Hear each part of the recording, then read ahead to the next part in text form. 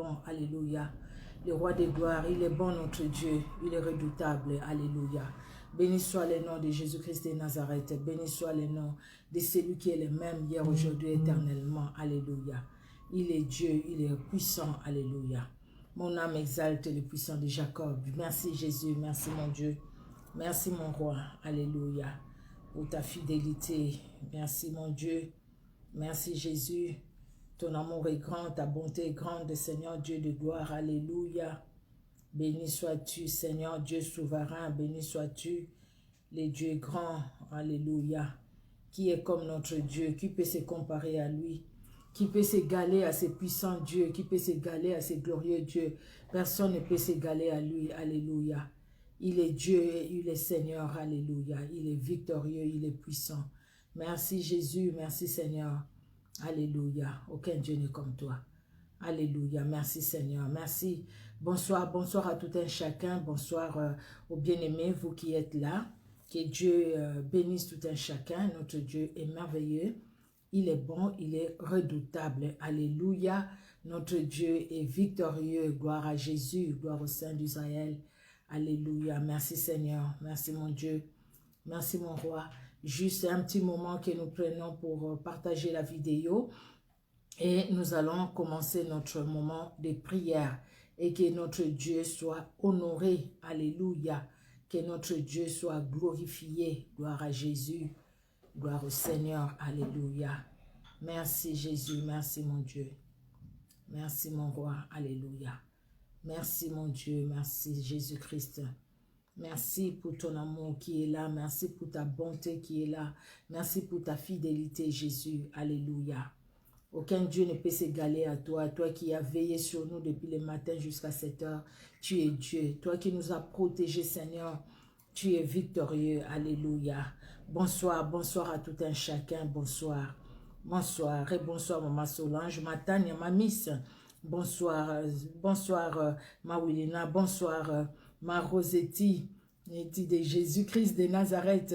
Bonsoir, que Dieu vous bénisse, ma Chantal Munganga. Bonsoir, bonsoir, ma Sylvie Ribin. Bonsoir, bonsoir. Que Dieu bénisse tout un chacun. Alléluia. Merci Jésus, merci mon Dieu. Merci mon roi, merci mon bouclier, ma forteresse. Alléluia. Merci Seigneur. Tu es Dieu, tu es roi. Alléluia. Aucun Dieu ne peut s'égaler à ces grands dieux. Alléluia.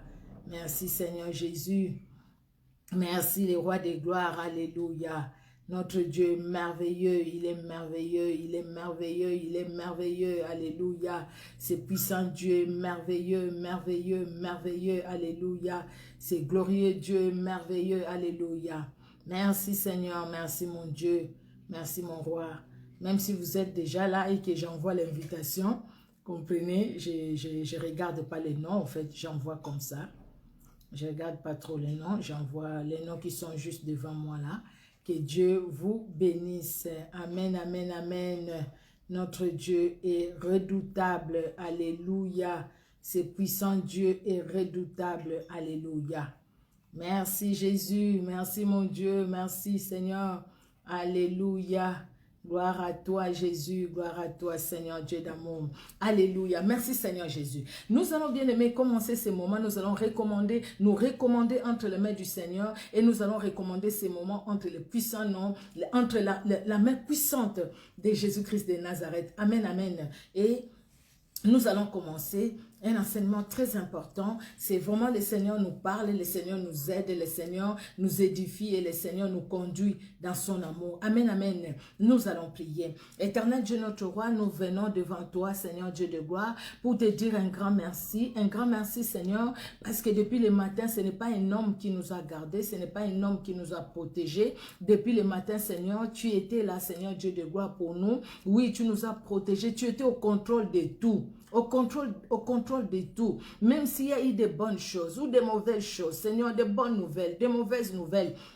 Mais nous savons une chose, Jésus, que tu as été au contrôle, Seigneur Dieu de gloire. Tu ne nous as pas abandonnés parce que la Bible le dit. Jamais tu ne nous abandonneras. Jamais tu ne nous délaisseras. C'est ce que la Bible dit, Seigneur. Et nous croyons à ce que la Bible nous dit. Et nous confessons ce que la Bible nous dit parce que tu es là pour nous, éternel Dieu de gloire. Nous voici, Seigneur Dieu de gloire, ce soir devant toi. Ce soir éternel pour reconnaître ta grandeur et ta puissance.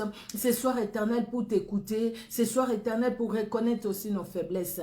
Nous demandons pardon à Dieu, que Dieu nous pardonne parce qu'il est celui qui nous pardonne. Seigneur, pardonne nos fautes, pardonne nos manquements, éternel Dieu de gloire. Oh, libère tout un chacun de nous, ô grand roi, au nom puissant de Jésus-Christ de Nazareth. Alléluia. Le sang de Jésus a coulé pour chacun de nous. Le sang de Jésus a coulé pour nous libérer, pour nous affranchir. Que le sang de Jésus-Christ nous libère et nous affranchisse. Alléluia. Le sang puissant de Jésus dans ma vie, dans chaque membre de ma famille. Le sang de Jésus en ces lieux, dans la vie de toute personne qui est connectée, Seigneur Dieu de gloire, dans sa maison et dans sa famille. Toute personne qui nous suivra en différé, qui se connectera en différé pour nous suivre, Seigneur Dieu de gloire, cette vidéo. En ce moment, Seigneur Dieu de gloire, ô Père très saint, que tu pardonnes. Quand il va ouvrir, quand il sera devant cette vidéo, que tu pardonnes les fautes, afin qu'il n'y ait rien qui puisse, Seigneur Dieu de gloire, empêcher à qui que ce soit de pouvoir, Seigneur, aller loin avec toi, éternel Dieu souverain. Ô Père de gloire, que le sang de Jésus, ce sang précieux, ce sang glorieux, puisse laver, purifier tout un chacun de nous, au nom puissant de Jésus-Christ. Oui, Père, sans toi, nous ne pouvons rien faire. Le Saint-Esprit seul peut nous conduire. Le Saint-Esprit seul peut se révéler dans nos vies. C'est pourquoi nous te prions, Seigneur Dieu de gloire, de nous remplir de la plénitude du Saint-Esprit, l'Esprit de vérité, l'Esprit de gloire. Oh, que le Saint-Esprit nous conduise. Oh, que le Saint-Esprit se révèle. Oh, que le Saint-Esprit te glorifie dans nos vies, dans nos cœurs. Que le Saint-Esprit te glorifie, Jésus-Christ de Nazareth, car tu es Dieu. À toi l'honneur, à toi la gloire, toi en qui il n'y a aucun nombre de variations. Gloire et louange à toi, Seigneur Jésus-Christ de Nazareth. Amen. Amen, amen. Que Dieu bénisse tout un chacun. Alors, j'ai eu le temps d'écrire les thèmes. Tout à l'heure, je les disais aux femmes messagères parce qu'en fait, je me suis dit, la première idée qui est venue en moi, le thème, c'était Dieu est au contrôle de ta situation. Et à un moment, il y a, au fait, le thème a été, je ne sais pas si j'ai changé ça, mais comment rester dans les plans de Dieu malgré la situation difficile que tu traverses ou que tu peux traverser. Ça va presque au même, c'est pareil au fait, ça veut nous dire la même chose. Dieu est au contrôle de ta situation. Parce que Dieu est au contrôle de ta situation, donc tu peux demeurer dans le plan de Dieu, quelle que soit la situation que tu traverses. Alléluia. Une situation peut être heureuse, une situation peut être malheureuse. Quand la situation elle est heureuse, nous disons Alléluia, gloire à Dieu. Mais quand la situation ne va pas comme nous le voulons que ça aille, là, en ce moment-là, c'est là où il y a les plaintes, les cris, les pleurs, c'est là où il y a les inquiétudes, c'est là où il y a des questions, c'est là où il y a beaucoup de choses qui se passent dans notre tête. Mais bien aimés, nous devons les savoir, c'est vrai, c'est la vérité, c'est la Bible qui nous le dit. Rien ne peut arriver à toi et à moi, rien ne peut nous arriver sans que Dieu sache que cette chose-là nous arrivera. Tout est sous son contrôle. Il y a des choses dans la Bible que Dieu a permis. Il y a aussi des choses que Dieu n'a pas permis. Dieu a permis que Job soit malade. La maladie de Job, c'était dû vraiment c'est le diable qui est venu pour lui donner la maladie, voler ses enfants, voler ses biens, voler sa santé. Mais Dieu n'a pas permis que le diable puisse prendre la vie de Job. Donc, à l'esprit des morts, de prendre la vie de Job. L'esprit des morts ne pouvait pas agir. Mais la pauvreté a agi. La sécheresse a agi dans la vie de Job. Mais l'esprit des morts ne pouvait pas parce que Dieu n'a pas permis.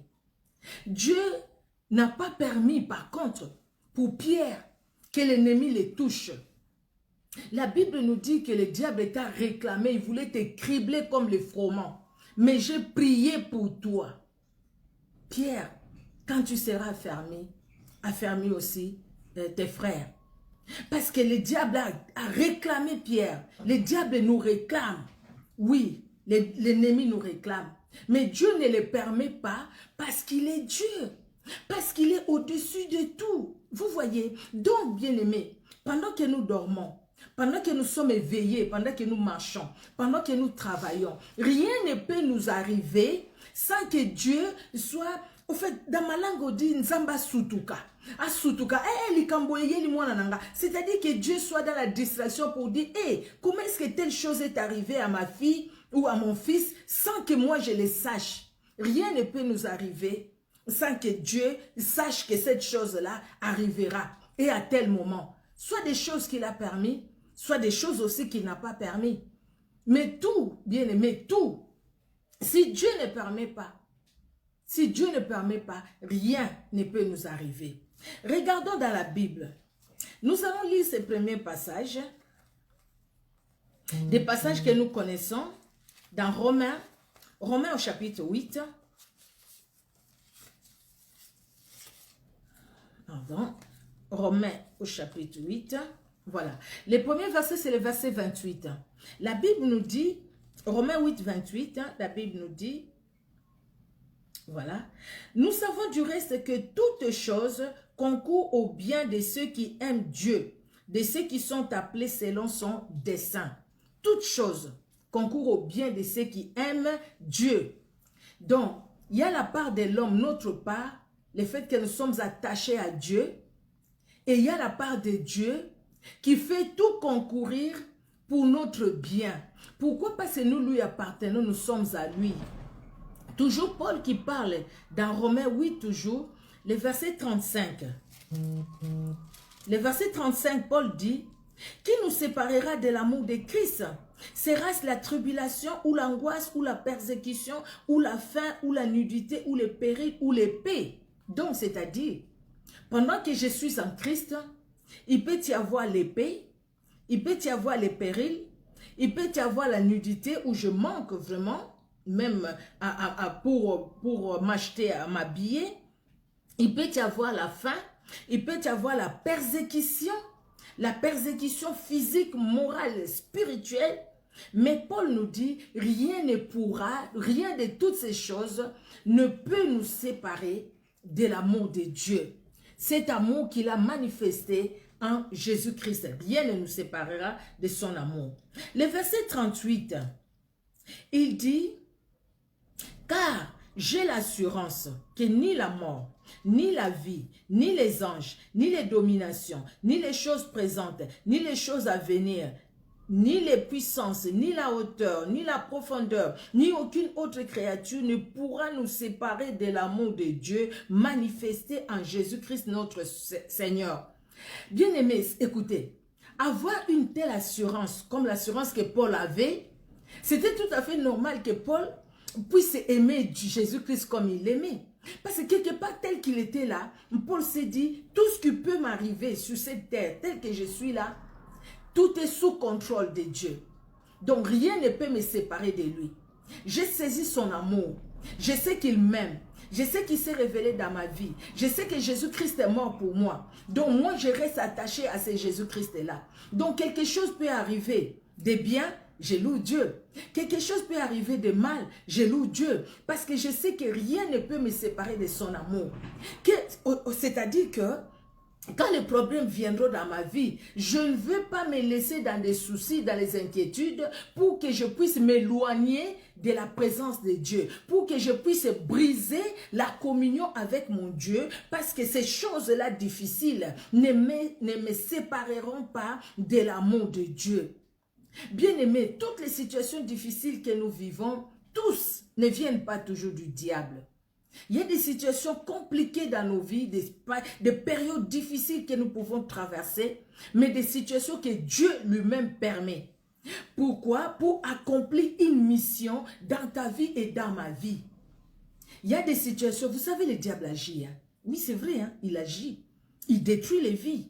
Nous le voyons dans les familles, dans la vie, partout où nous sommes. Jean 10, 10, Jean 10, verset 10a, la Bible nous dit que le voleur ne vient que. Donc sa mission, ce n'est que détruire. Jean 10, 10, première partie, 10a. Le voleur ne vient que pour dérober, égorger et détruire. C'est ça la mission de l'ennemi, il vient pour détruire. Mais si Jésus-Christ était limité là-bas, c'est-à-dire que l'œuvre de la croix n'aurait pas eu son impact. Jésus-Christ va continuer la partie B. Il va dire, je suis venu afin que les brebis aient la vie et qu'elles soient dans l'abondance. Dieu est au contrôle de tout. L'ennemi vient détruire, mais Jésus-Christ se dit, moi je suis venu pour donner la vie. Je suis venu pour donner la vie. Là où lui, il vient pour s'aimer la mort, moi je donne la vie. C'est pourquoi quand le diable réclamait Pierre, la Bible nous dit que Jésus-Christ a intercédé. Il a prié. Il a dit, Pierre, j'ai prié pour toi. Pour que tu ne sois pas écrabouillé par l'ennemi. Pour que le diable ne puisse pas marcher sur toi. Pour que le diable ne puisse pas te conduire, contrôler ta vie. J'ai prié pour toi. Dans la Bible, nous trouvons des gens, que ce soit dans l'Ancien Testament, dans le Nouveau Testament, il y a des gens qui ont souffert, hein? Des gens qui sont passés par des situations difficiles. Dans l'Ancien Testament, nous voyons Abraham rester dans la stérilité jusqu'à cet âge-là. La stérilité, c'était difficile pour lui, avec sa femme Sarai, mais Dieu est intervenu. Il a eu des combats dans sa vie, Dieu est intervenu. Parce que Dieu était au contrôle de sa vie. C'est Dieu-là qui l'a appelé. Il a quitté ses parents. Il va suivre ce Dieu-là qu'il ne connaissait pas. Et Dieu qui était au contrôle lui dira un jour, regarde le ciel, compte les étoiles si tu peux les compter. Abraham ne pouvait pas compter les étoiles. Voilà comment sera ta progéniture. Tu seras le père des multitudes. On ne t'appellera plus Abraham, mais Abraham. Alléluia.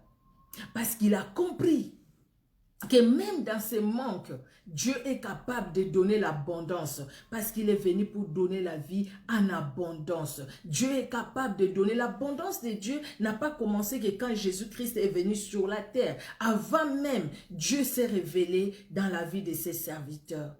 Isaac a connu aussi des situations difficiles. Mais Dieu s'est révélé.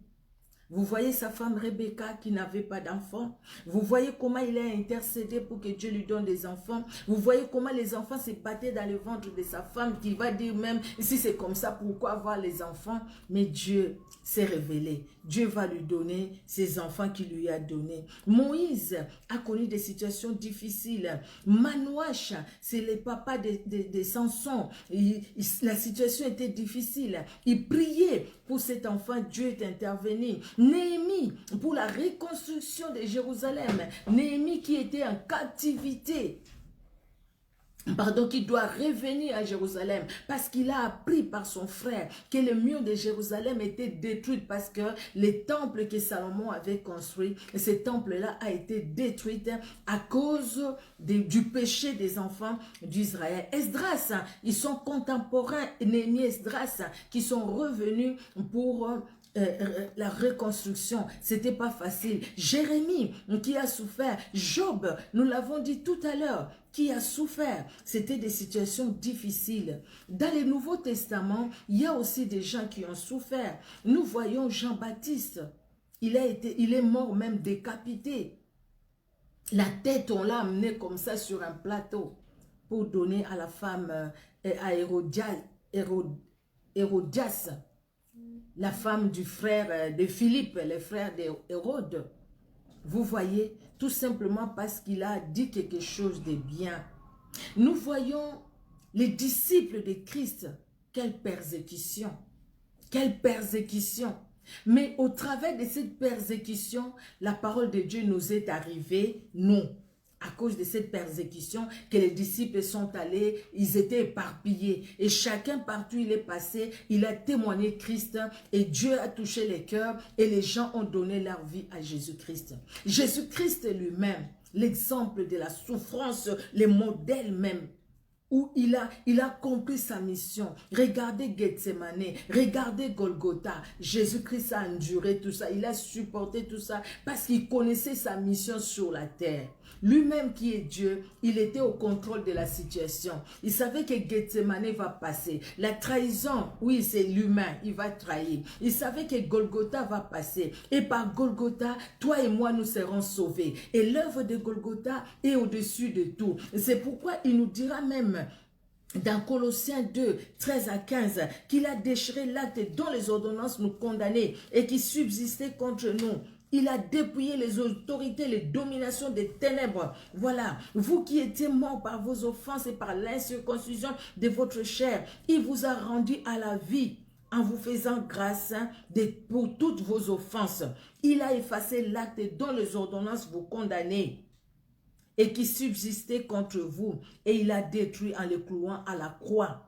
Il a dépouillé les dominations et les autorités et les a livrées publiquement en spectacle en triomphant d'elles par la croix. À la croix, Jésus-Christ savait qu'il devait arriver à la croix. Parce qu'à la croix, c'est là à la croix où il devait te donner à toi et à moi la victoire. C'est là à la croix où toi et moi, nous devrions avoir cette autorité, ce pouvoir qu'il nous a laissé, de marcher sur les serpents, les scorpions, et sur toute puissance de l'ennemi. Dieu nous a donné ce pouvoir, mais il a commencé par souffrir. La souffrance était là. Est-ce que la souffrance de Jésus-Christ, c'est parce que le diable a voulu qu'il souffre? Il a dit, ma vie, personne ne me l'ôte, moi-même je la donne. Le diable agit, bien aimé, mais ne lui attribuons pas tout, parce qu'il y a des situations aussi que Dieu permet. Parce qu'à force de voir le diable partout, dans toutes les situations, à tout ça c'est le diable. Le diable m'a attaqué, le diable, oui, il attaque, oui, il agit, oui, il détruit. La Bible le dit, bien aimé, mais dans toute situation dans nos vies, cherchons d'abord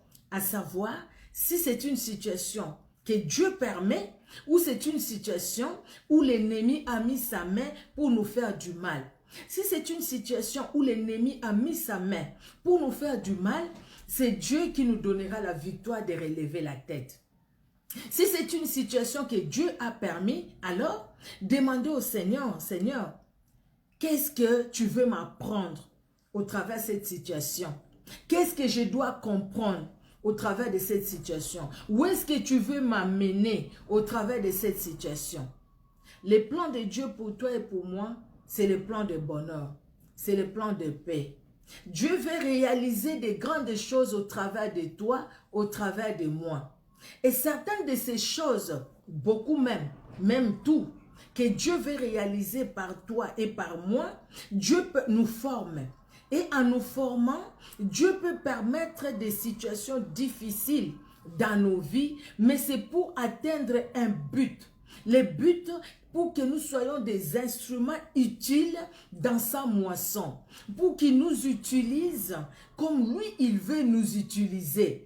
Mais nous, des fois, parce que Dieu nous forme, Dieu nous taille pour nous utiliser, nous disons non, c'est trop ces épreuves, c'est trop ces situations difficiles comme ça. Toi, diable, éloigne-toi de moi. Oui, le diable va s'éloigner de moi. Mais combien de fois nous avons brisé?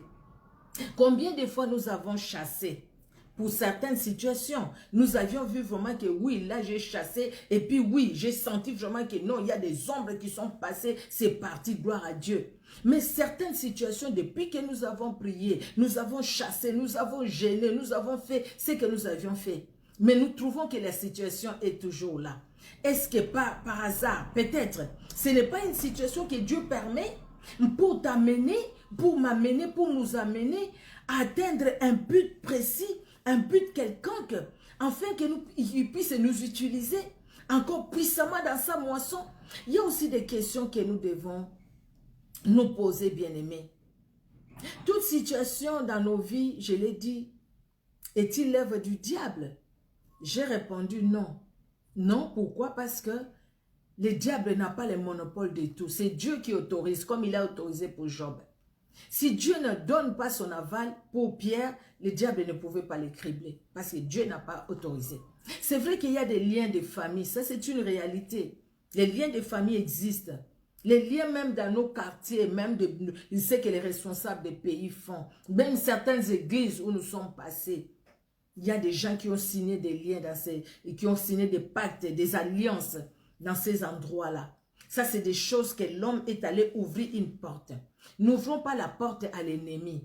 Déjà, c'est une bonne chose. Si on ferme les portes, on ne lui ouvre pas les portes. Gloire à Dieu. Maintenant, devant les situations, sachant voir cette situation, c'est Dieu qui les permet ou c'est le diable qui veut m'écribler. Si le diable cherche à m'écrabouiller, moi je veux me lever parce que Jésus-Christ m'a donné l'autorité, le pouvoir de marcher sur les serpents, les scorpions, sur toute puissance de l'ennemi. Et il m'a dit, rien ne pourra me nuire. Il m'a dit, tout complot contre moi sera sans effet. Et ceux qui complotent contre moi, ceux qui se ligueront, vont tomber devant moi. Il m'a dit, toute arme forgée contre moi, toute arme fabriquée pour me faire du mal, ne me fera aucun mal. Et toute langue qui va aller m'accuser, moi je vais condamner cette langue-là. Donc le Seigneur m'a donné. J'utilise l'autorité que Dieu m'a donnée. Maintenant, j'utilise l'autorité que Dieu m'a donnée. Je trouve que la situation, elle est toujours là, persistante. Je pose la question à Dieu, Seigneur, cette situation, elle est persistante. Moi, je fais ma part. J'ai prié. Moi, je vais demeurer dans ta présence. Et je demeure dans ta présence en dépit de mes faiblesses. Mais qu'est-ce qui se passe dans cette situation? Et le Seigneur me dira peut-être, ma fille ou mon fils, regarde là où je veux t'amener. Regarde ce que je veux que tu puisses comprendre. Alors, il y a la situation de quelqu'un dans la Bible. J'ai dit, écoutez, arrêtons-nous sur le témoignage de ses frères. Il y a un frère dans la Bible, son témoignage, ça m'a interpellé, ça m'a touché. C'est une histoire que vous connaissez, que je connais. C'est une histoire que vous aviez déjà lue, peut-être même plusieurs fois, écoutée plusieurs fois. C'est une histoire que j'ai déjà lue plusieurs fois, écoutée plusieurs fois. Mais ce frère, son témoignage, ça m'a beaucoup interpellé. Ce frère-là s'appelle Moïse, qui n'est plus sur cette terre, mais qui nous enseigne, dont Dieu nous enseigne au travers de sa vie. Moïse. Pour que Moïse devienne un instrument valable entre les mains de Dieu, il a fallu que Moïse passe par des épreuves, par des situations difficiles. Et Moïse, les situations difficiles, il les a connues. Il a connu les situations difficiles. Mais il était un instrument utile entre les mains de Dieu. Et un vase d'honneur entre les mains de Dieu. Et parce que Moïse a compris que dans les situations qu'il vivait, c'est Dieu lui-même qui les permettait. Dieu était là au contrôle. Dieu déjà n'a pas laissé Moïse. Bien aimé, nous allons y aller. Les frères là, son témoignage, c'est une leçon aussi pour chacune de nous. Alléluia. Quelle situation difficile, bien aimé, dans la vie de Moïse. Nous sommes dans Exode. Nous sommes dans Exode. J'ai commencé par introduire d'abord pour que nous puissions comprendre. Nous sommes dans Exode. Dans Exode, le premier chapitre, la Bible nous dit, d'abord il donne les noms de les gens, les personnes, les enfants de Jacob qui sont allés en Égypte. Et les versets 7 à 8, la Bible nous dit, les enfants d'Israël furent féconds et multiplièrent, et s'accrurent et devinrent de plus en plus puissants, et le pays en fut rempli. Il s'éleva sur l'Égypte un nouveau roi qui n'avait point connu Joseph. Il dit à son peuple, voilà les enfants d'Israël qui forment un peuple plus nombreux et plus puissant que nous. Allons, montrons-nous habiles à son égard. J'avais dit jusqu'à 9, mais vous pouvez lire presque tout. Le verset 13. Alors les Égyptiens réduirent les enfants d'Israël à une dure servitude. Les versets 21 à 22. Parce que les sages-femmes avaient eu la crainte de Dieu, Dieu fit prospérer leur maison. Alors Pharaon donna cet ordre à tout son peuple. Vous jetterez dans le fleuve tout garçon qui naîtra et vous laisserez vivre toutes les filles. Ah, l'histoire, les témoignages du frère Moïse. Le frère Moïse, il est dans la descendance de Isaac. Dans la descendance d'Isaac. Isaac, c'est le fils d'Abraham, le fils de la promesse. Abraham a eu d'autres enfants, dont Moab, nous allons parler de lui aussi, dont Jéthro, le beau-père de Moïse. et Séphora, la femme de Moïse, là c'était avec Ketura, une de ses concubines. Mais l'enfant de la promesse, c'est Isaac. Isaac est né, Isaac a grandi, Isaac a épousé Rebecca. Rebecca a eu ses deux enfants, Ésaü et Jacob. Ésaü s'est éloigné de la présence de Dieu. Jacob a demeuré dans la présence de Dieu. Jacob va aller chez son frère, chez son oncle Laban. Et là, voilà, nous connaissons l'histoire, comment Jacob va avoir les 12 enfants, et par Léa, et par Rachel, et par Bila, et par Zilpa. Les deux servantes, une de Léa, une de Rachel. Il a ses enfants. Lui-même, en fait, il avait 11 enfants. Et puis, la fille, ils n'ont pas répertorié. Mais les enfants d'Éphraïm et Manassé sont les enfants de Joseph, au fait. Que Jacob a demandé, Israël, a demandé que ça devienne, il a dit que tes enfants-là que tu as eu, qui deviennent mes enfants comme Ruben, comme Lévi, comme Judas. Ils sont entrés maintenant dans les 12 tribus d'Israël. Alors, Joseph est vendu. Joseph, c'est l'enfant que Jacob a eu à un âge avancé parce que Rachel ne pouvait pas concevoir. Dieu lui fait grâce et Joseph est né. Joseph est vendu par ses frères. Nous connaissons cette histoire, c'était horrible. Mis dans un trou, vendu par les Ismaélites et qui vont le vendre à Potiphar, la femme de Potiphar qui va lui faire des avances, mais la crainte de Dieu dans son cœur, il ne va pas accepter, il va même laisser les manteaux parce que cette femme l'a tenu par les manteaux, la femme voulait vraiment les forcer, il va se retrouver en prison et voilà qu'il devient premier ministre. Dieu permet d'abord que les frères de Joseph aient cette haine contre Joseph à cause juste des révélations que Dieu faisait voir à Joseph, des choses qui allaient arriver dans la vie de Joseph, comment Joseph allait être utilisé, comment Dieu allait l'élever. Dieu le montre à Joseph, c'est un jeune garçon, il ne connaît pas encore tout, il ne connaît pas bien, mais ce jeune garçon reste attaché à Dieu, merci Seigneur. Et là en Égypte, la génération de Joseph va passer. Un autre roi, la Bible nous dit, qui ne connaissait pas Joseph, un autre pharaon. Et là, quand il voit les enfants d'Israël se multiplier, il n'est pas content. Il se dit, mais c'est quel peuple? Un peuple nombreux, un peuple béni? Non, non, non. Ce peuple-ci, il n'est pas là pour notre bien. Il faudrait vraiment qu'on fasse quelque chose. Il faut que ce peuple devienne esclave. On va le faire souffrir. Ils ont fait souffrir le peuple. Et là maintenant, que le roi va demander, le pharaon va demander à ce que le peuple devenait tellement puissant, il va demander à ce qu'on puisse exterminer les garçons. Pendant l'époque de Moïse, hein, parce que Moïse a un frère, Aaron qui est son grand frère. Donc, à l'époque d'Aaron, là, il n'y avait pas de problème, je pense, mais c'était après. Après, quand il voyait que la multiplication des enfants d'Israël, c'était plus fort. Les enfants d'Israël se multipliaient, ils étaient vraiment puissants.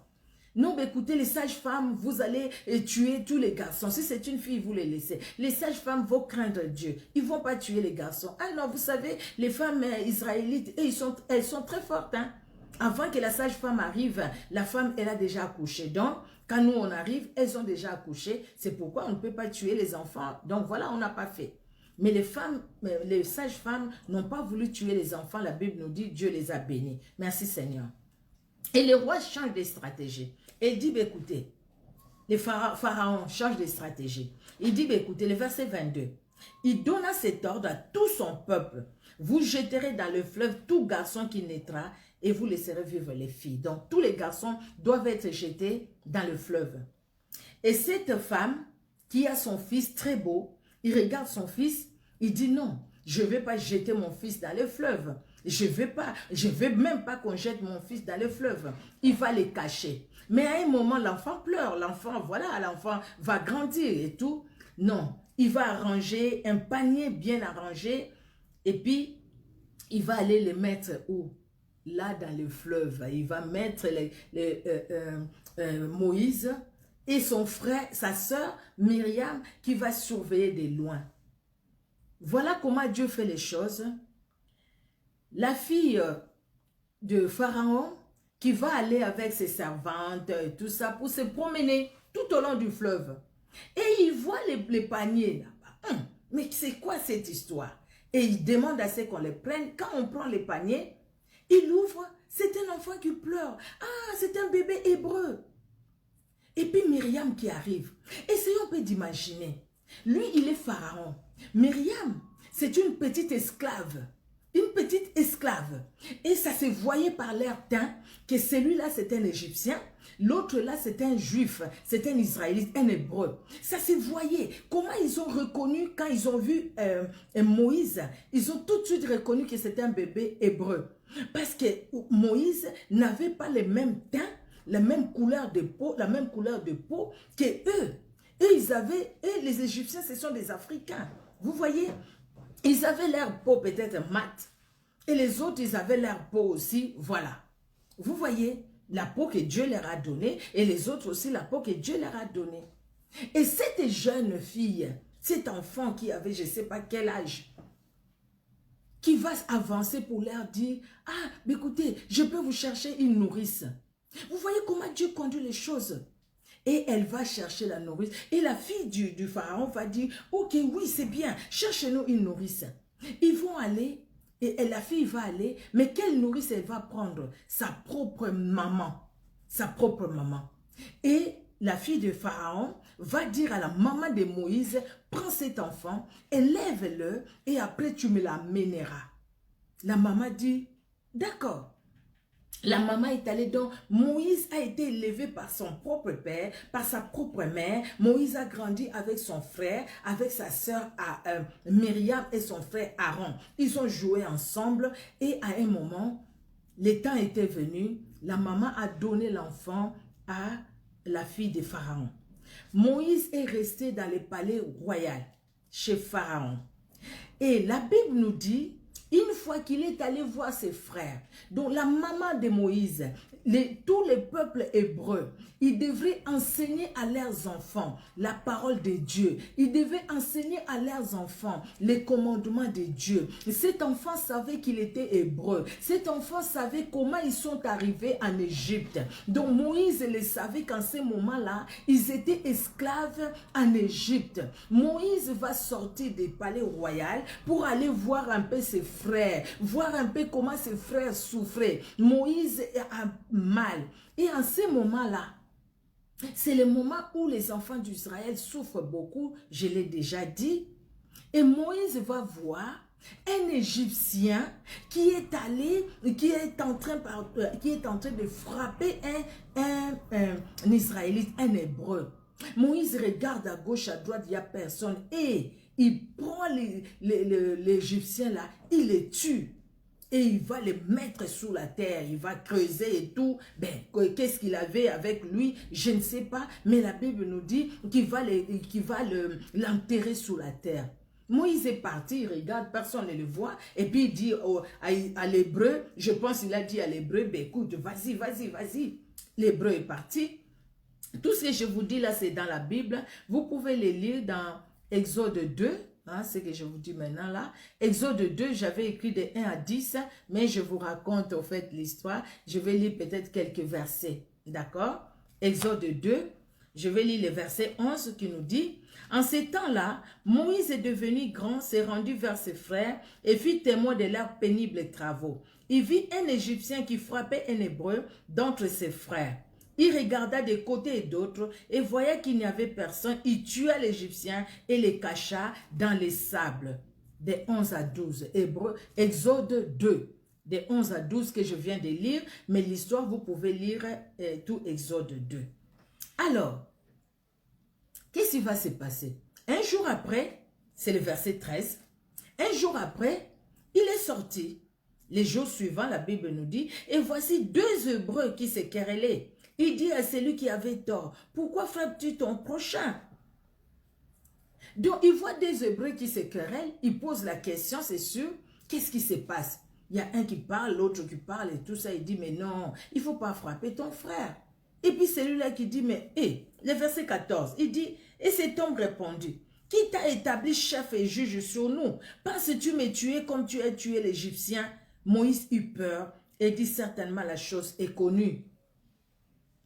Mais pourquoi Dieu permet que cette personne qui est hébreu, qui devait être content de ce que Moïse avait fait à cause de la souffrance que les Égyptiens leur faisaient endurer, cette personne va dire, écoutez, toi là, qui t'a établi juge, qui t'a établi chef au milieu de nous, tu penses tu vas me tuer comme tu as tué l'Égyptien? Donc quelque part, attention à Moïse. Moi, je ne suis pas cet Égyptien que tu as tué, hein, Moïse. Et Moïse a eu peur, il s'est dit, je croyais que personne ne m'a vu, eh bien, quelqu'un m'a vu, il y a des gens qui m'ont vu, alors si Pharaon connaît cette histoire, c'est-à-dire je suis mort, donc je dois m'en aller.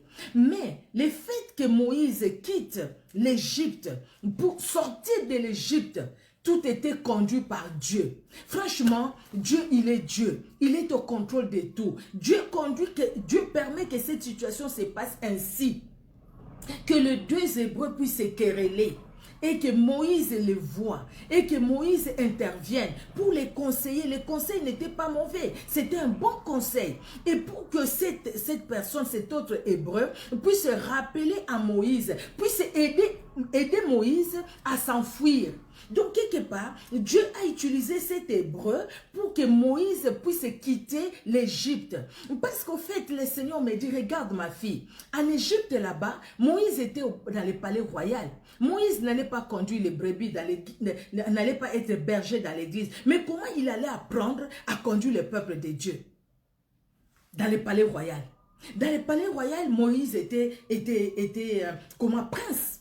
Il était prince. Donc les autres travaillaient pour lui. Lui ne travaillait pas. Mais pourtant, Dieu qui a choisi Moïse, Dieu l'a choisi pour qu'il soit berger de son peuple. Donc, il faudrait que Moïse commence à apprendre comment entretenir les brebis, comment encadrer les brebis, comment assurer les brebis par la houlette et les bâtons, comment encadrer les brebis. Moïse devrait les comprendre, devrait l'apprendre. Et pour que Moïse l'apprenne, Moïse devrait quitter l'Égypte. Parce qu'en Égypte, il n'allait pas l'apprendre. Moïse devait quitter l'Égypte. Et comment Moïse quitterait-il l'Égypte? Comme ça, il quitte l'Égypte? Non, il a fallu qu'il y ait une situation. Et cette situation-là, il a fallu qu'il y ait un Hébreu qui interpelle Moïse pour lui dire, Moïse, vas-y. Moïse a compris que non, là, ma place n'est plus en Égypte. Il est allé. Et Moïse arrive où? Moïse arrive comment dire, chez Jéthro. Jéthro, c'est les Madianites, à Madian. Voilà. Moïse arrive à Madian. Et Madian, c'est un des enfants d'Abraham avec Kétoura. Donc, c'est des gens qui étaient en rivalité avec Isaac. Quelque part, en rivalité, Madian et Moïse, Lévi, qui est l'enfant d'Isaac, la génération ou la descendance d'Isaac, il n'y avait pas d'entente. Parce que les autres n'ont pas eu ce que Isaac a eu. Isaac, c'était la promesse. Les autres, c'était la chair. Donc, il n'y avait pas d'entente. Il va aller à Madian. Il arrive à Madian. Moïse ne connaît personne. Moïse, qu'est-ce qu'il va faire? Bien aimé, quand la mission de Dieu est en nous, cette mission-là, c'est comme la flamme, c'est comme le feu. C'est comme le feu qui brûle. C'est comme la flamme qui est allumée. Donc cette flamme qui est allumée, elle va rester allumée. À moins que nous-mêmes, nous puissions, pouf, l'éteindre. Si nous-mêmes, nous ne l'éteignons pas, la flamme reste allumée. Moïse arrive à Madian. À Madian, il arrive, c'est devant un puits. Il arrive devant ce puits. Il voit les gens qui viennent pour puiser l'eau. Et puis de l'autre côté, les bergers qui viennent les déranger. Ça, c'était une monnaie courante à l'époque. Même plus tard, David a connu les mêmes problèmes avec Nabal. Vous vous souvenez? C'était pas parce que Moïse a protégé les biens de Nabal contre les bergers qui pouvaient en fait les empêcher de faire ce qu'ils devraient faire, de bien garder les troupeaux. David les a aidés. Et les bergers viennent. Comment Dieu conduit les choses, hein? Les enfants de Jéthro viennent, les filles de Jéthro viennent pour puiser de l'eau, donner à boire à leurs brebis, à tout ce qu'ils avaient, à leurs troupeaux. Et les bergers viennent les chasser. Et Moïse, la flamme du berger en lui va se ressortir. La flamme du berger va faire que Moïse va chasser les bergers qui sont venus pour attaquer les filles de Jéthro. Moïse intervient et Moïse va puiser de l'eau pour ces jeunes filles et ces jeunes filles vont donner à boire à leur troupeau. Les jeunes filles vont partir. Ils vont le dire à leur papa, Jéthro, qui va dire, mais pourquoi vous avez laissé cet homme? Allez les chercher et qu'ils viennent. Elles sont reparties et Moïse était encore là devant le puits. Il était là parce qu'il ne savait pas où aller. Je me suis posé la question. Si Dieu n'était pas au contrôle de tout, Moïse se serait fait peut-être une petite tente là où il serait resté. Mais après, où est-ce qu'il allait trouver le troupeau pour commencer à s'exercer dans la mission que Dieu allait lui donner? Dieu a tout préparé. Voilà que Dieu a tout préparé. C'est Dieu qui a envoyé les filles de Jéthro devant Moïse. Dieu a tout préparé. Et c'est Dieu qui a permis que les bergers viennent chasser ces filles pour que Moïse intervienne. Et Moïse va se retrouver dans la maison de Jéthro. Et dans la maison de Jéthro, Moïse va rester là-bas et Jéthro va lui donner Séphora, sa fille, en mariage. Et Moïse va commencer à paître les troupeaux de son beau-père Jéthro. Alléluia. Et pendant qu'il était en train de paître les troupeaux de son beau-père Jéthro, c'est là où Dieu va venir les voir. Dieu vient maintenant. Vous voyez comment Dieu conduit les choses, hein? Bien-aimés, peut-être que jusque-là, nous ne voyons pas encore. On s'est dit, écoutez, ça traîne, ça dure. Pourquoi ça? Pourquoi ça? Dieu m'a promis. Dieu ne réalise pas ce qu'il a promis. Ça fait longtemps. Je suis dans la même situation. Peut-être que tu es toujours dans la même situation. Mais sache que cette situation-là ne demeurera pas comme ça, sans réponse. Parce que Dieu est au contrôle de cette situation. Dieu est au contrôle de tout. Un frère qui a chanté chez moi, la Bible dit, Atabutu e umeli, suka suka tongo etanaka. Même si la nuit a été vraiment longue, mais les jours finissent toujours par apparaître. C'est pas pour rien Dieu a fait qu'il y ait un jour, il y ait une nuit, le premier jour, il y ait un soir, il y ait un matin, pardon. Il y a un soir, il y ait un matin, il y a un soir, il y a un matin. Il y a un soir, il y a aussi un matin. Bien aimé, c'était le soir pour Moïse. Il va aller où? En Égypte, il ne peut pas. Il sait que Pharaon peut être en train de le chercher. D'ailleurs, la Bible nous dit, Pharaon a cherché à tuer Moïse. Mais comment je vais faire? Là, si je retourne, je vais mourir. C'est vrai, ma famille est là. Il pouvait craindre aussi pour sa famille. Mais les autres pharaons ne savaient pas que c'est la famille de Moïse. Parce que c'était un enfant qu'ils ont ramassé, qu'ils ont pris dans l'eau. Et d'ailleurs, le nom Moïse, c'est la fille de Pharaon qui va lui donner. Parce que quelque part, il a tiré de l'eau d'après elle. Donc Dieu avait tout préparé. Tout préparé. Et il arrive là-bas, voilà, il est chez Jéthro. Voilà, il commence à paître les troupeaux de Jéthro. Il sait maintenant comment prendre soin des troupeaux. Et Dieu maintenant vient. Parce que ce que Dieu voulait que Moïse comprenne, c'est ce que Moïse a compris. Il est arrivé là où Dieu voulait qu'il soit. Et Dieu va les rencontrer là-bas à Madian. Là-bas à Madian. Pendant qu'il était en train de paître les troupeaux de son beau-père Jéthro. Dieu rencontre Moïse. Dieu va donner la mission à Moïse pour la libération des enfants d'Israël. Vous savez, vous pouvez lire aussi dans Exode chapitre 3, c'est plus dans Exode, hein, tout ce que je suis en train de vous dire là. Exode 3, les premiers versets, on peut lire. Hein. Moïse faisait paître les troupeaux de Jéthro, son beau-père, sacrificateur de Madian, et il mena les troupeaux derrière le désert et vint à la montagne de Dieu, à Horeb. L'ange de l'Éternel lui apparut dans une flamme de feu. Vous vous souvenez des montagnes de Dieu à Horeb? Ça vous dit quelque chose, non? Avec Élie, hein? Fatigué, mais quand il a mangé la nourriture que l'ange lui a donnée, cette nourriture lui a donné la force. Il a marché pendant 40 jours, 40 jusqu'à la montagne de Dieu à Horeb. Et lui, Moïse, pendant qu'il est en train de paître les troupeaux de son beau-père, il va aller derrière le désert, faire brouter l'herbe aux troupeaux, hein, faire donner à manger et tout. Et il arrive à la montagne. C'est la montagne de Dieu. Dans ces déserts-là, il n'y a rien. Il voit un buisson en feu, mais qui ne brûle pas. Mais c'est quoi cette histoire?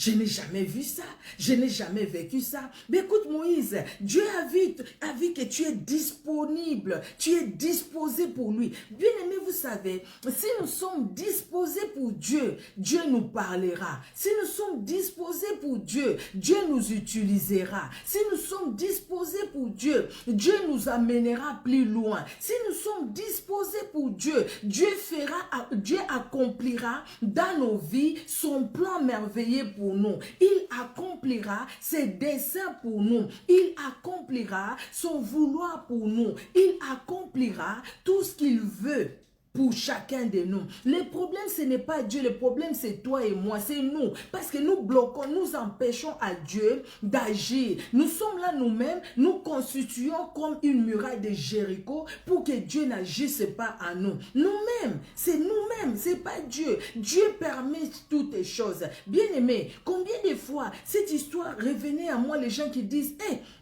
pourquoi je suis né dans telle famille? Pourquoi je ne suis pas né dans telle autre famille? Toi, tu connais les problèmes qu'il y a dans cette famille-là. La famille-là que tu envies, toi. La famille là que tu envies, peut-être c'est une famille incestueuse. C'est une famille où vraiment le diable vient chaque soir, le matin, midi. Mais toi, tu es dans une famille peut-être pauvre financièrement, mais spirituellement riche. Peut-être tu te dis, mais pourquoi Seigneur, tu permets toujours, si j'étais dans telle famille et il y a des médecins, il y a des ceci. Il peut y avoir des médecins, mais toi dans ta famille, peut-être il n'y a que des ouvriers. Ce n'est pas grave, parce que ce que vous vivez avec Dieu, c'est grand. Dieu peut élever comme il a élevé David. Dieu peut élever comme il a élevé Moïse. De l'eau qu'on l'a tiré, il est allé dans le palais royal. Et quand je disais, Seigneur, mais pourquoi il devait passer par le palais royal? Le Seigneur me dit, mais il devait passer là-bas pour ne pas mourir, parce que ma mission par lui devrait s'accomplir. Motindami asimbi elaka kufakate. Kino oyo nzamba lobi ekokisamaka kati na ye. Les fils de la promesse, la fille de la promesse ne meurt jamais jusqu'à ce que Dieu a prévu pour sa vie s'accomplira. Tu es une fille de la promesse. Tu es un fils de la promesse. Je suis une fille de la promesse. Et ce que Dieu a prévu, ce que Dieu a arrêté pour toi et pour moi dans son plan merveilleux, si cela ne se réalise pas, tu ne mourras pas, je ne mourrai pas. Moïse l'a dit, pardon David, non je ne mourrai pas, je vivrai et je raconterai les œuvres de l'Éternel. Moïse ne pouvait pas mourir et pour que Moïse ne meure pas, Moïse devrait se retrouver dans le palais royal. Là il était en sécurité, personne n'allait les tuer, personne. En sécurité. Mais les choses se sont passées telles que Dieu lui dit, ta place n'est pas dans le palais royal. Ta place c'est derrière les troupeaux parce que tu vas paître mon peuple, un peuple en cours roide, un peuple difficile. Mais Moïse et toi, je t'ai choisi. Et voilà Moïse qui se retourne et une voix se fait entendre au milieu de ces buissons ardents qui en feu mais qui ne se brûlaient pas. Moïse, ôte tes souliers, l'endroit où tu te trouves est saint. Moïse va dire, mais Moïse était étonné. Il était étonné. La Bible nous dit, l'Éternel vit qu'il s'est détourné pour voir et Dieu l'appela du milieu du buisson et dit, Moïse, Moïse. Et il répondit, me voici. Nous sommes dans le chapitre 3, le verset 4. Dieu dit, n'approche pas d'ici, ôte tes souliers de tes pieds, car les lieux sur lesquels tu te tiens est une terre sainte. Moïse les comprend et il ajouta, je suis le Dieu de ton père, le Dieu d'Abraham, le Dieu d'Isaac, le Dieu de Jacob. Moïse se cacha le visage car il craignait de regarder Dieu. L'Éternel dit, j'ai vu la souffrance de mon peuple qui est en Égypte. J'ai entendu les cris qu'il lui faut pousser ses oppresseurs, car je connais ses douleurs. Je suis descendu pour les délivrer de la main des Égyptiens et pour les faire monter de ces pays dans un bon et vaste pays, dans un pays où coulent le lait et le miel, dans les lieux qu'habitent les Cananéens, les Étiens et ainsi de suite. Moïse, je suis descendu. Tu sais Moïse, c'est toi que je vais utiliser pour délivrer ces peuples, parce que moi j'ai vu la souffrance, parce que j'ai entendu les cris des enfants d'Israël est monté vers moi, les cris que leur fait pousser ses oppresseurs, et je suis descendu, alléluia. Si Moïse était dans le palais royal, il n'allait pas voir les buissons là en feu, mais qui ne se brûlaient pas. Si Moïse était dans le palais royal, il n'allait pas arriver dans la montagne d'Horeb. Il n'allait pas arriver là-bas. Mais il a fallu que Moïse sorte d'Égypte pour le voir. Et comment Dieu permet les choses. Donc vous voyez bien aimé qu'il y a certaines situations, peut-être une maladie. Dieu peut le permettre une maladie, mais à l'hôpital où tu vas, tu rencontres quelqu'un, tu lui parles de Jésus-Christ. Peut-être le Seigneur voulait sauver cette personne-là par toi ou par moi. Et le Seigneur permet une situation dans ta vie et dans ma vie. Bien-aimés, commençons à voir les situations que nous traversons, toutes ces situations-là, comme, pas nécessairement comme des situations que le diable provoque toujours, mais des situations aussi que Dieu permet pour nous amener là où il peut nous amener. Ainsi, notre façon de voir les choses va changer. Bien-aimés, devant certaines situations, nous chassons, nous lions, nous détruisons, nous délogeons. Devant d'autres situations aussi, nous disons Seigneur, alléluia pour cette situation. Seigneur, je te loue pour cette situation parce que tu es Dieu. Tu sais pourquoi tu as permis cette situation. Mais des fois, nous retardons les choses. Le Seigneur voulait qu'en 2020, que tu puisses arriver à tel niveau avec lui. Mais nous retardons tellement les choses, bien-aimés, que ce qui devrait arriver en 2020 va peut-être arriver en 2021, 2022. Pourquoi? Parce que nous-mêmes, nous retardons les choses.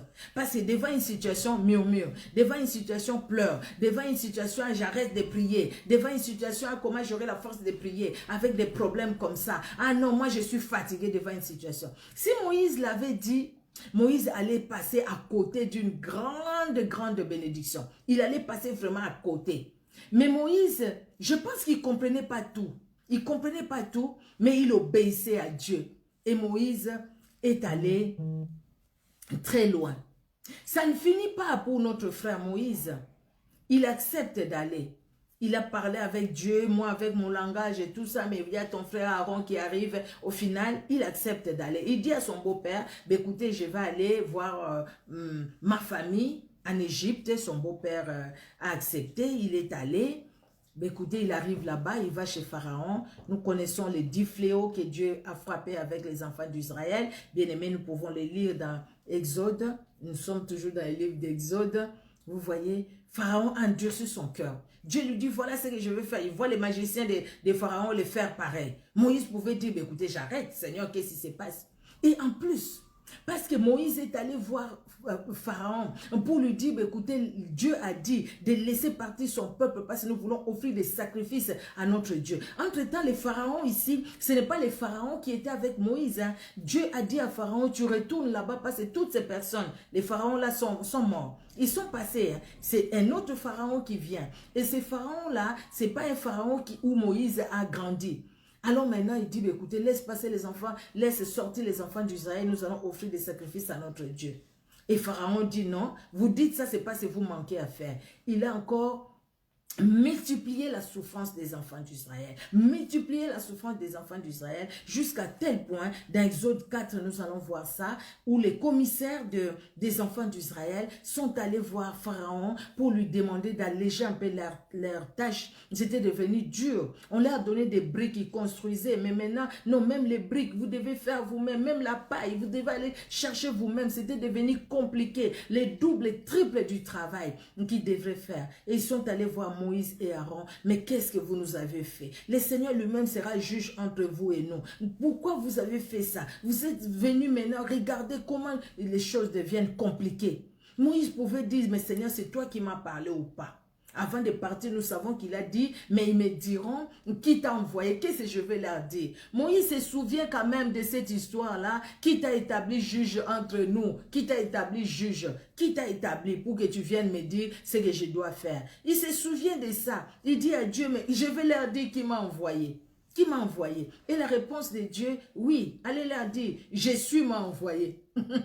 Les dieux d'Abraham, d'Isaac, de Moïse et tout ça. Les dieux de tes pères, les dieux de vos pères. C'est parce que ceux qui sont en Égypte, c'est la descendance d'Isaac, d'Abraham par Isaac. ou d'Isaac par Abraham, Abraham par Isaac, Abraham, Isaac et Jacob, Israël. C'est la descendance d'Israël qui est là-bas. Ce n'est pas la descendance d'Abraham avec Ketura, avec Agar. Non, ce n'est pas Ismaël qui est là. Ce n'est pas Madian qui est là. Mais c'est Isaac qui est là. C'est la descendance d'Isaac qui est là. Alors Dieu lui dit, voilà, je suis le Dieu d'Abraham, d'Isaac et d'Israël. Jacob va leur dire, c'est lui qui suit, c'est lui qui ne change pas. Et Moïse rencontre des difficultés. Les enfants d'Israël, au final, ils sont sortis. Les difficultés de Moïse ne sont pas finies. Ils arrivent devant la mer Rouge. Derrière, c'est les Égyptiens qui viennent. Les enfants d'Israël crient encore. Dans Exode 14, ils crient encore. Mais Moïse et son tapa dit, le verset 12, n'est-ce pas là ce qu'on nous te disions en Égypte? Laisse-nous servir les Égyptiens, car nous aimons mieux servir les Égyptiens que de mourir au désert. Donc, quelque part, je me suis dit, je pense que les enfants d'Israël, ils ont dit à Moïse, bon, Moïse, nous allons partir, mais nous allons partir où? Nous ne connaissons pas la route. Partout là-bas, c'est le désert. Nous allons aller où?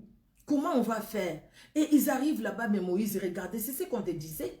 Ça aussi, c'est une équation pour Moïse. Mais Moïse ne se décourage pas. Parce que la mission de Moïse ne fait que continuer.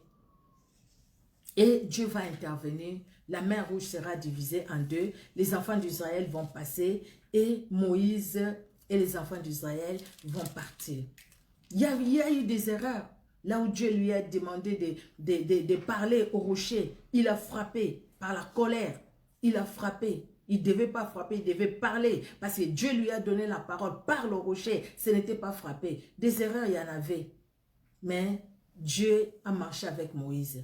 À tel point, le beau-père Jéthro, quand il va apprendre tout ce qui s'est passé, il va aller voir Moïse. Il arrive là, Jéthro, il est très content. Il est très content de tout ce qui s'est passé en tout cas.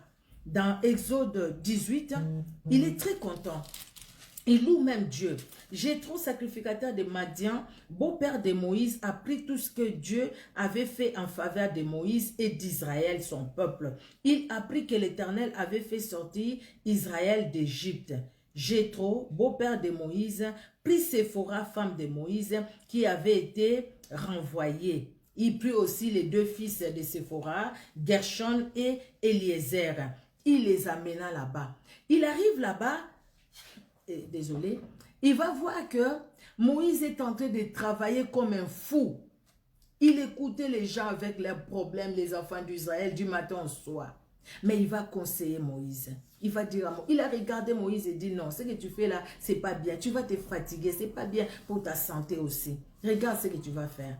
Établir des responsables parmi dans les tribus et ils vont juger les affaires simples et puis les affaires un peu compliquées, ils vont te les dire et ainsi de suite. Donc une organisation. Moïse était là, il travaillait, mais il n'y avait pas d'organisation. Vous voyez, Dieu a fait sa part. Maintenant, quelque part, Dieu utilise les mêmes Jéthro pour aider Moïse dans l'organisation physique. Dans l'organisation physique. Et Moïse est resté dans la présence de Dieu. Et Moïse a compris, il a accepté les conseils dans Exode 18, vous allez voir les conseils qu'il lui a donnés. Moïse a compris, hein, et les versets, si on prend les versets 25, le verset Exode 18, verset 25, Moïse choisit des hommes capables parmi tout Israël et il les établit chefs du peuple, chefs des 1000, chefs des 100, chefs des 50 et chefs des 10. Ils jugeaient le peuple en tout temps, ils portaient devant Moïse les affaires difficiles et ils prononçaient eux-mêmes sur toutes les petites causes.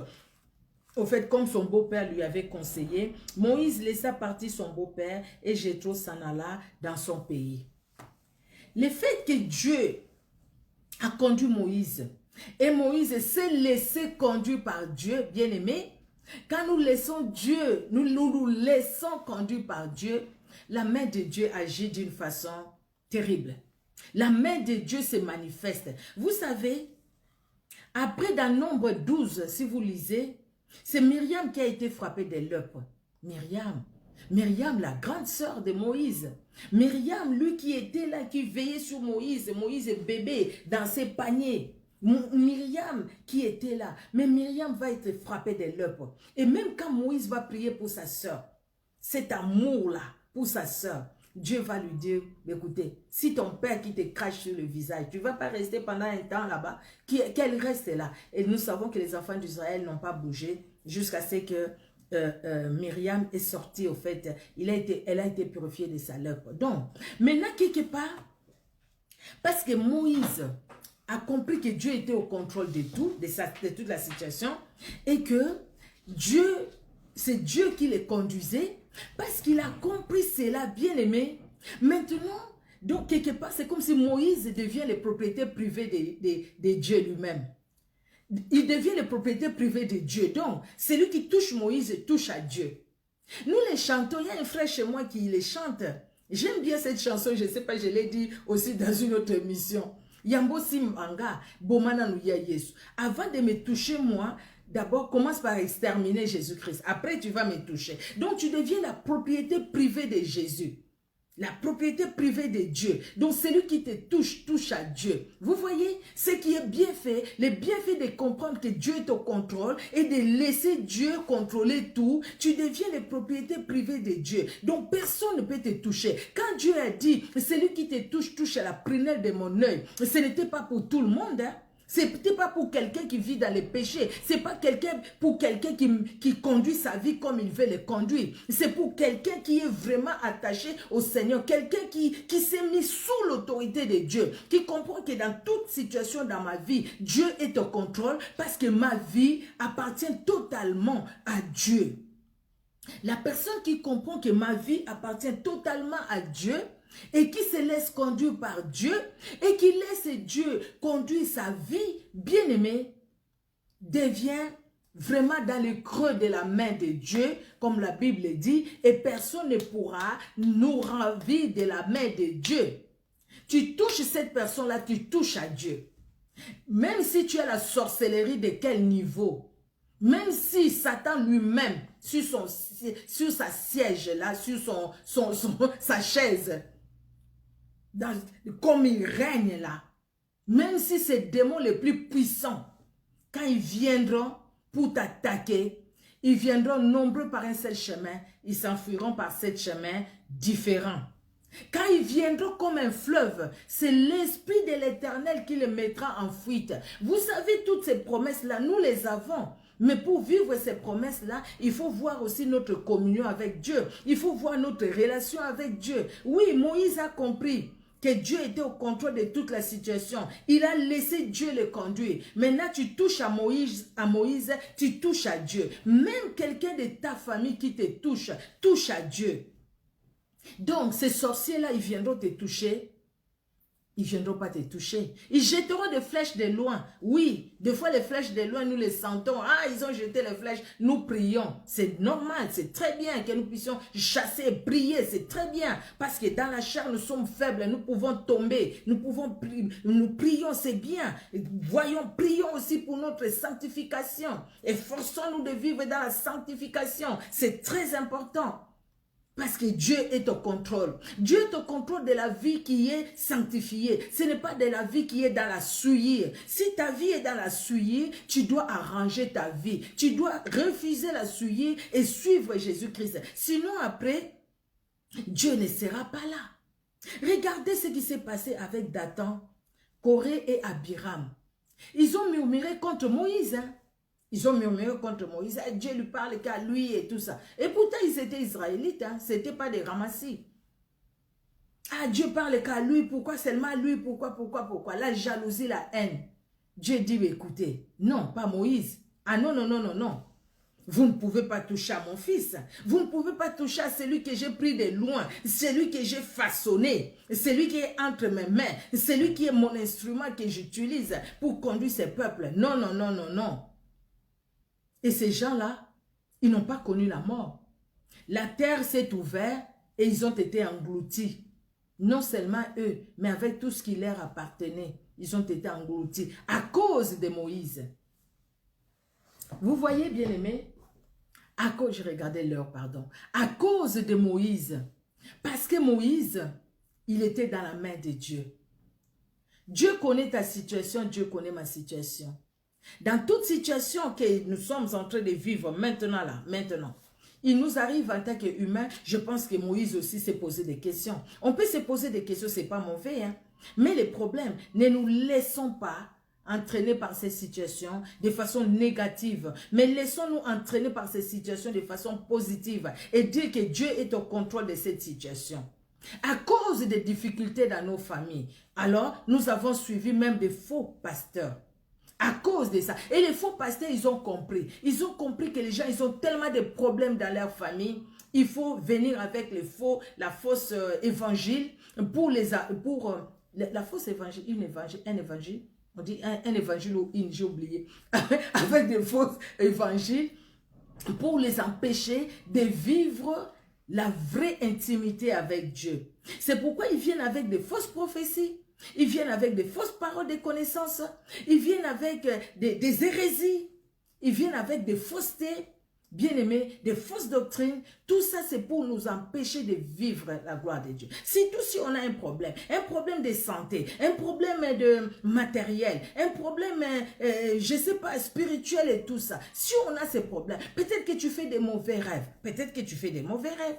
Peut-être que dans ta famille, écoutez, on voit vraiment que la situation, il y a un lien de famille. Oui, c'est vrai, il y a ce lien de famille. Mais Jésus-Christ est capable de libérer. Il est capable d'agir. C'est pourquoi il faut dire, Jésus-Christ, tu es au contrôle de tout. Moi, je t'ai donné ma vie. Je sais que cette situation, ce n'est pas la situation que je dois vivre. Parce que si toi, tu l'as permis, Seigneur Dieu de gloire, aide-moi à comprendre comment je dois me mettre à la hauteur de ta parole pour que cette situation ne puisse pas m'engloutir, mais que moi, je marche au-dessus de la situation. Si c'est l'ennemi qui vient juste m'écribler, tu as prié pour Pierre. La Bible me dit que tu es assis à la droite du Père, tu intercèdes pour moi. Je crois à ta prière. Éternel Dieu de gloire, ici sur la terre, je dois demander aussi la prière à mes frères, à mes soeurs. La Bible dit de prier les uns pour les autres. Seigneur Dieu de gloire, aide-moi, conduis-moi, qui je peux appeler, qui je peux voir, pour que nous puissions prier ensemble. Mais moi, je vais rester la tête haute et non baisser la tête à cause de cette situation, à cause de ces problèmes. Sinon, nous autres, peut-être, on ne serait pas là en train de vous parler de la part de Dieu, vu certaines situations que nous avons traversées, des situations qui étaient difficiles. Des situations difficiles. Des fois, tu dis, Seigneur, tu les permets ou comment? Qu'est-ce qui se passe? Pourquoi je dois connaître toutes ces situations? Mais quelque part, le Seigneur te dit aussi, tu es ma fille, regarde-moi. C'est tout. Il ne te dit pas les pourquoi, mais il te dit tout simplement de les suivre et de tourner tes regards vers lui. Et tu obéis. Tu tournes tes regards vers lui. Dieu est au contrôle. Il était au contrôle de la situation que Moïse a vécue depuis Égypte, en passant par Madian et aller, bien qu'il n'ait pas rentré dans la terre promise, qu'il a vu de loin, mais le corps de Moïse, il a été enterré où? Dieu lui-même s'est occupé de Moïse jusqu'à sa mort. Jusqu'à sa mort. Dieu lui-même était là. Même quand le diable voulait prendre le corps de Moïse, il ne pouvait pas, parce que le corps de Moïse ne lui appartenait pas. Bien que c'était juste le corps. Vous voyez comment Dieu est allé avec lui, même s'il n'est pas arrivé à la terre promise. À cause d'une désobéissance, parce qu'il y avait la colère, mais Dieu ne l'a pas abandonné. Il a été avec Moïse. Depuis sa naissance jusqu'à sa mort. La main de Dieu était là. La marque, les empreintes de Dieu étaient dans la vie de Moïse. Parce que Dieu était au contrôle de toute la situation. Il est au contrôle de la situation que tu traverses. Il est au contrôle de la situation que je traverse. Difficile, compliqué dans la famille, compliqué dans la santé, mais Dieu est au contrôle. Amen, amen. Que Dieu bénisse tout un chacun. Que Dieu agisse. C'était un fardeau. J'étais là, le Seigneur me parlait, j'écrivais. J'ai dit, Seigneur, aide-moi juste à les transmettre. J'espère que vous avez compris, j'espère. Là où vous n'avez pas compris, le Saint-Esprit vous aidera. C'est ma prière. Nous allons prier. Éternel Dieu, notre roi, nous te disons merci pour ce temps que tu nous as accordé dans ton amour. Merci Seigneur parce que tu es Dieu. Parle-nous, tu nous as parlé. Oui Seigneur, tu nous as parlé. Pendant que nous serons chez nous, chacun de nous, Seigneur, interpelle nos cœurs, interpelle nos vies, interpelle-nous, Seigneur, afin que, quelle que soit la situation, que chacun de nous, chacune de nous, est en train de vivre en ces moments, que ces situations ne nous engloutissent pas. Au contraire, Seigneur, que nous puissions espérer en toi et croire que tu es au contrôle de cette situation-là, de toute situation que nous pouvons vivre dans nos vies, sur le plan spirituel, moral, physique, sur le plan de la santé, Seigneur Dieu de gloire, sur le plan familial, sur tous les plans. Tu es au contrôle, Jésus. Rien n'échappe à ta connaissance. Et c'est toi, Seigneur, qui es la réponse à tous nos problèmes, la réponse, Seigneur, à nos questions. C'est toi, Seigneur, qui est la solution à nos problèmes. C'est toi, Éternel, Dieu de gloire, qui nous donne aussi la délivrance. Merci de libérer tout un chacun. Dans le nom puissant de Jésus-Christ, Père, que nous t'avons ainsi prié. Donne-nous, Seigneur, une bonne soirée, un bon sommeil, dans ta présence. Parle-nous encore, éduque-nous, enseigne-nous et révèle-toi dans ta vie éternelle. Dans le nom puissant de Jésus-Christ, que nous t'avons ainsi prié. Amen. Amen, amen. Que Dieu vous bénisse, bien-aimés. Soyez richement bénis et on se donne rendez-vous déjà demain sur YouTube. Sur YouTube à 18 h, heure de Paris, sur YouTube. Donc mardi, jeudi, 18 h, heure de Paris, sur YouTube. Et lundi, mercredi, 19 h 30, heure de Paris, sur Facebook.